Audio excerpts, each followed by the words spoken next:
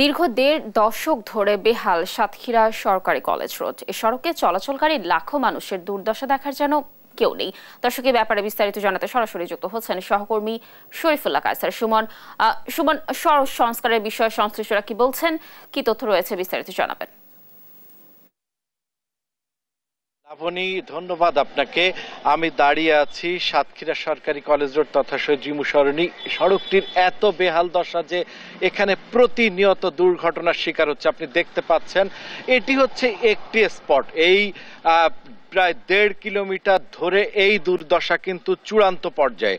এইটি শুধু লাবণী, আপনি যেভাবে বলছেন সাতক্ষীরা সরকারি কলেজ সড়ক, শুধু তাই নয়, এটি কিন্তু একই সাথে জেলা প্রশাসক এবং জেলা দায়রা জজের বাসভবন, এখানে আমার পাশে জাতীয় গোয়েন্দা সংস্থার অফিস, একই সাথে এখানে পোস্ট অফিস, টেলিফোন অফিস, একাধিক সরকারি অফিস সহ অন্তত ৫টি শিক্ষা প্রতিষ্ঠানের এবং লক্ষ লক্ষ মানুষের যাতায়াতের শহরের অন্যতম এই রাস্তাটি কিন্তু ১.৫ দশক থেকে ২ দশক, এই ২০টি বছরের মতো ধরে এই চূড়ান্ত দুর্দশার মধ্যে মানুষ, এখানকার নাগরিকরা বিরাজ করছে।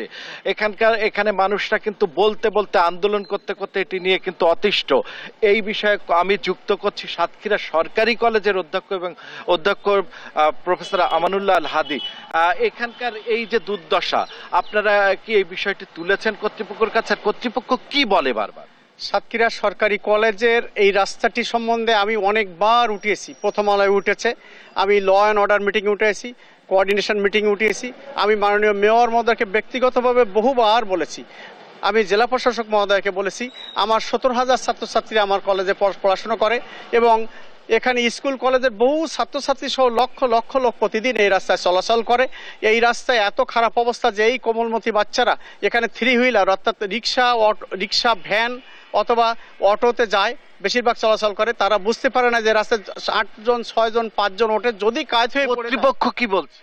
কর্তৃপক্ষ বলছে এটা করব, বা একবার বলছে টেন্ডার হয়েছে, কিন্তু বাস্তবে টেন্ডার হয়নি। আমাদের মাননীয় সংসদ সদস্য ছিলাম লাবণী, সেটি হচ্ছে কর্তৃপক্ষ বারবার কিন্তু বলছে হচ্ছে, হবে, এইটাই কিন্তু উল্লেখ করছে, কিন্তু দুর্দশাটি এত চূড়ান্ত পর্যায়ে যে মাননীয় সংসদ সদস্য মহান সংসদে এই বিষয়টি প্রথম ভাষণে কিন্তু উত্থাপন করা সত্ত্বেও এই পৌর কর্তৃপক্ষ এই বিষয়টিতে কোনো মতেই নজর দেয়নি। এই দশা লক্ষ মানুষ কিন্তু আজকে ভুগছে।